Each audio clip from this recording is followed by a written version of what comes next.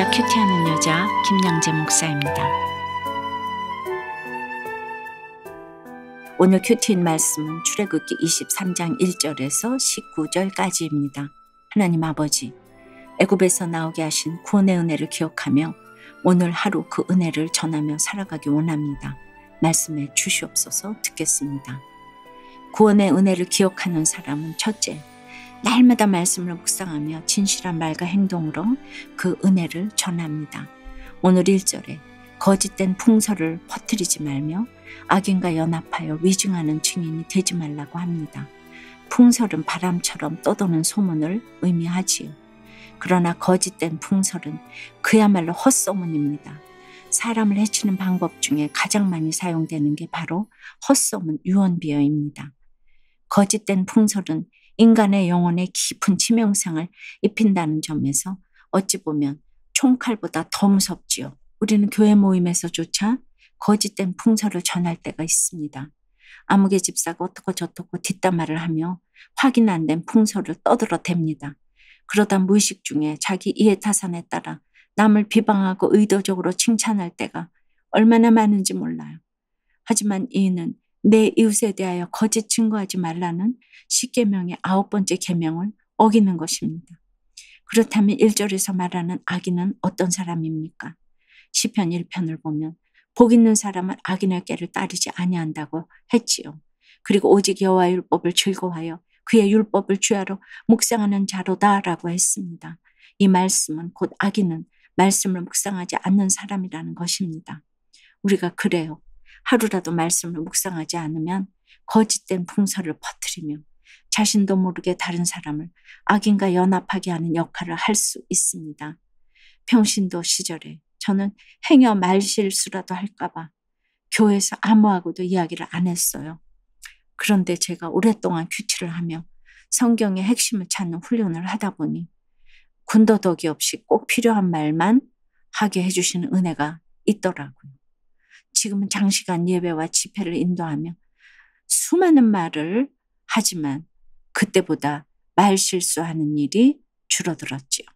결국 말은 많이 하고 적게 하고의 문제가 아니라 그 말에 여호와를 경외하는 지혜가 있느냐 없느냐의 문제로 봅니다. 2절에 다수를 따라 악을 행하지 말며 송사에 다수를 따라 부당한 증언을 하지 말라는 말도 그래요.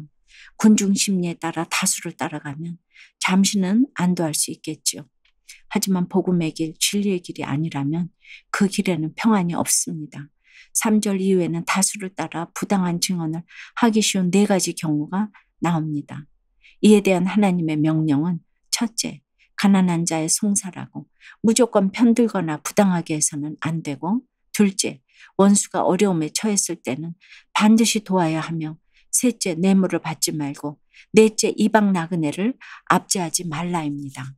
특별히 9절에 이방 나그네를 압제하지 말라는 명령은 어제 본문인 22장 21절에도 이미 나왔지요. 하나님이 이 명령을 이토록 반복하시는 이유가 무엇일까요? 우리 생각에는 이스라엘 백성이 애굽 땅에서 나그네로 당한 고통과 서러움을 생각한다면 이방 나그네를 쉽게 홀대할 수 없을 것 같은데 말입니다. 그런데 원래 시집살이도 당해본 사람이 더 시킨다고 하잖아요. 여러분, 하나님이 이스라엘을 애굽에서 나오게 하신 이유가 무엇입니까? 하나님의 은혜 그 이상도 이하도 아니잖아요.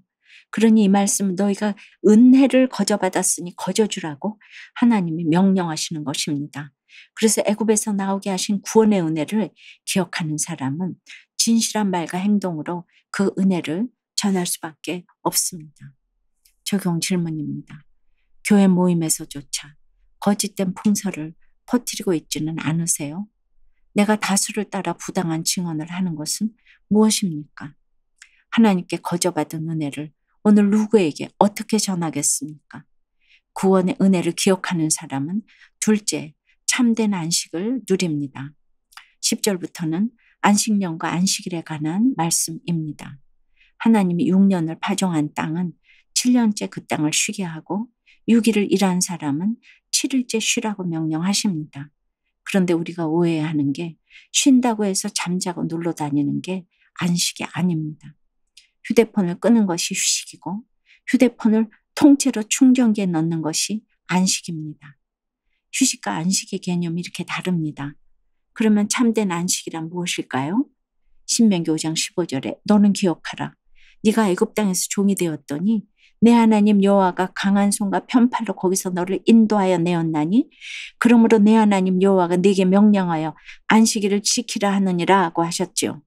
하나님이 너희를 애굽에서 이끌어내셨으니 이제부터 구별되게 살라는 것입니다.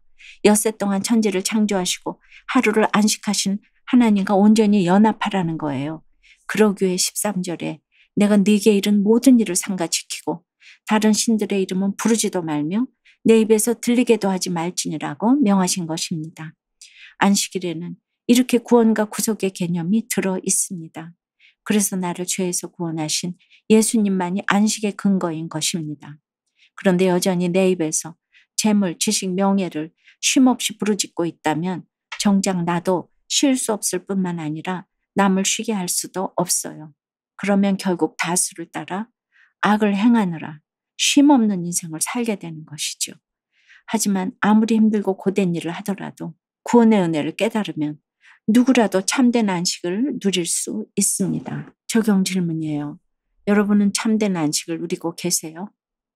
재물, 지식, 명예를 쉼없이 부르짖느라 잠시도 쉬지 못하고 영육간에 고단한 삶을 살고 있지는 않습니까? 돈우상에 빠져 남편과 아빠의 역할을 다하지 못한 죄를 회개했더니 참된 안식일을 누리게 되었다는 한 집사님의 큐티인 묵상 간증이에요.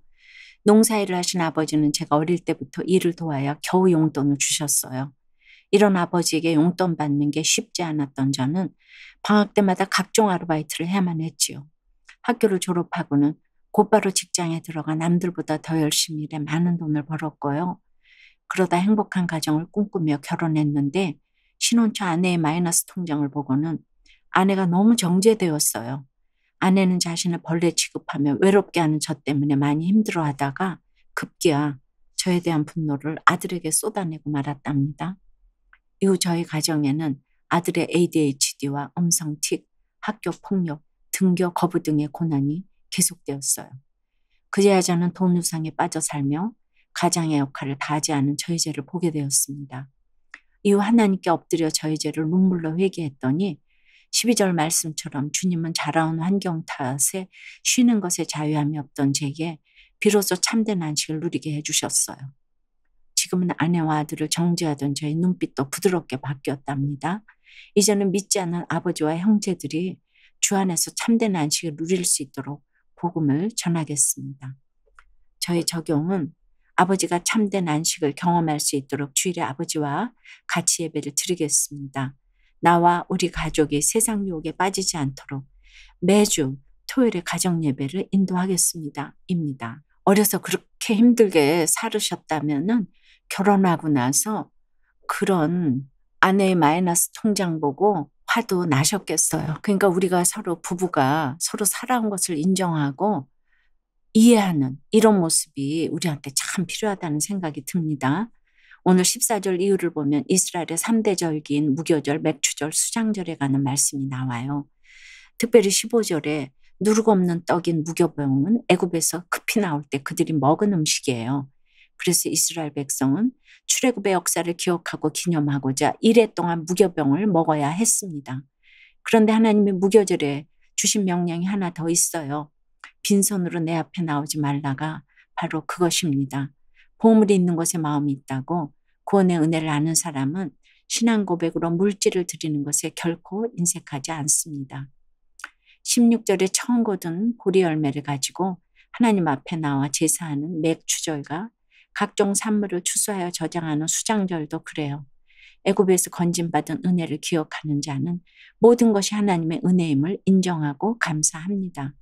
이 은혜를 아는 자만이 장차 오실 예수님을 기다리며 자연스레 실천 적용으로 거와 가부를 섬기며 나그네를 돕게 되는 것입니다. 기도드릴게요. 하나님 아버지, 그 크신 은혜로 우리를 애굽에서 나오게 하심을 찬양합니다. 이 구원의 은혜를 기억하는 사람은 진실한 말과 행동으로 그 은혜를 전할 수밖에 없는데 참으로 저희 가운데 배은망덕하여 교회 모임에서조차 거짓된 풍설을 퍼뜨리고 악인과 연합하여 위증하며 다수를 따라 악을 행하는 모습이 있음을 고백합니다. 주여 용서하여 주시옵소서.